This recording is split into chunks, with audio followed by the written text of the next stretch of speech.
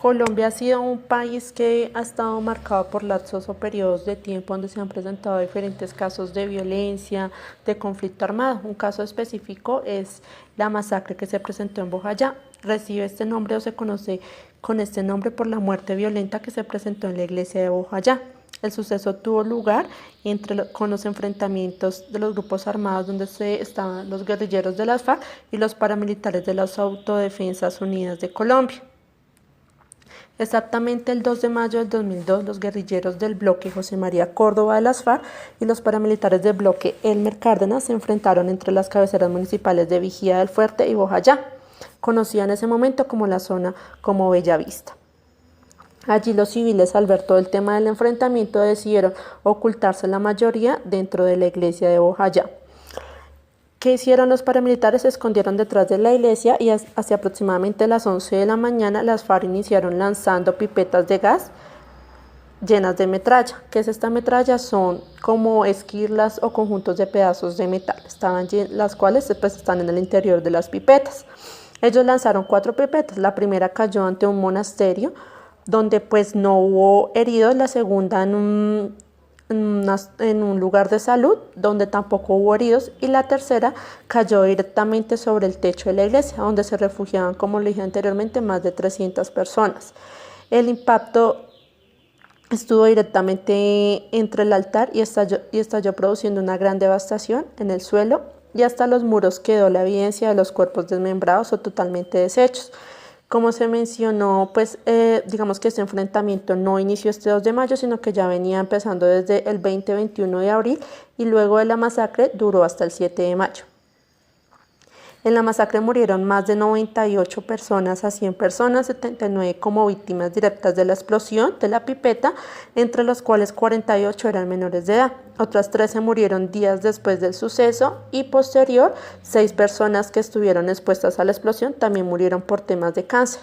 ¿Por qué se mencionó que tenía que ver con el tema de la explosión? Porque pues en este pueblo no se conocía ninguna enfermedad que tuviera o estuviera relacionada al cáncer, entonces estuvo directamente relacionada con el tema de la explosión. Días después del suceso del 2 de mayo, prácticamente hasta el 7 de mayo, 9 de mayo, estuvieron haciendo todo el tema del levantamiento de cuerpos, la guerrilla alcanzó a tomar o a coger el espacio de Bellavista, luego también tuvieron que salir al llegar o al recibir a las Fuerzas Armadas de Colombia que estuvieron, digamos que llegando a Bellavista o a Bojayá aproximadamente entre el 6 al 9 de mayo, 3-4 días después del suceso. ¿Qué autores se presentan o responsables, digamos, que se vivieron en la masacre? Fue el grupo guerrillero de las FARC, quienes reconocieron pues que lanzaron el cilindro bomba.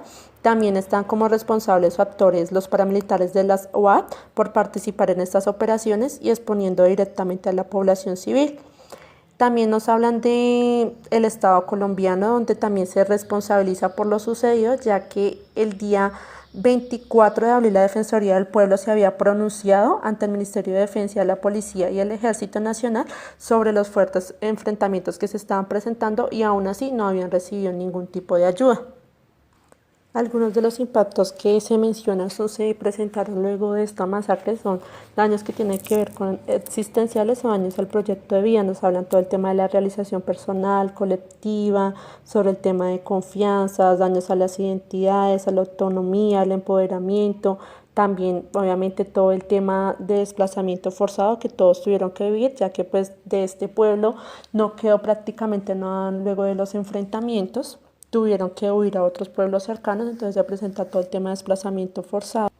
También algo muy importante es que se presenta todo el daño sociocultural, donde pues se está, digamos, que viendo o empieza a producirse la palabra etnocidio, que significa que a un grupo étnico se le niega su derecho a disfrutar y desarrollar y transmitir su propia cultura. Entonces, digamos que luego de lo que se presentó esta masacre, este es un término que se empieza a utilizar mucho en estos pueblos. Los hechos de violencia de la masacre de Bojayá, donde perdieron la vida personas inocentes víctimas del conflicto armado en Colombia, el cual surge por enfrentamientos entre el Frente 58 de la FARC y las Autodefensas Unidas de Colombia, empeñados en mantener el control de la zona y el acceso al río Atrato. Estos grupos atemorizaron a la población civil, desacataron los derechos humanos y el derecho internacional humanitario.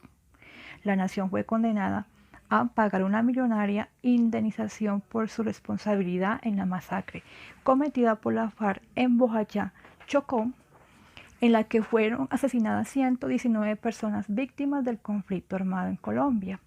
Sus pobladores aseguran que el ataque transformó para siempre a Bojayá y que las heridas causadas por la masacre son profundas e imposibles de superar. ¿Cómo el proceso de memorias del conflicto armado en Colombia contribuyen a la construcción de una cultura de paz? Nosotros necesitamos, como ciudadanos, reconstruir el pasado. Esto hace parte de una frase muy célebre: quien no conoce la historia está condenado a repetirla. Los hechos históricos que han sucedido en Colombia son el camino para que la sociedad y las nuevas generaciones conozcan sus propias huellas y las consecuencias que han dejado. Esto nos permitirá afianzar una identidad como persona y como ciudadana, y nos ayudará a reconocer la dignidad y la solidaridad. Conocer la historia nos permite construir memorias para la cultura de la paz en Colombia, y es el medio que tenemos para rescatar valores de la sociedad.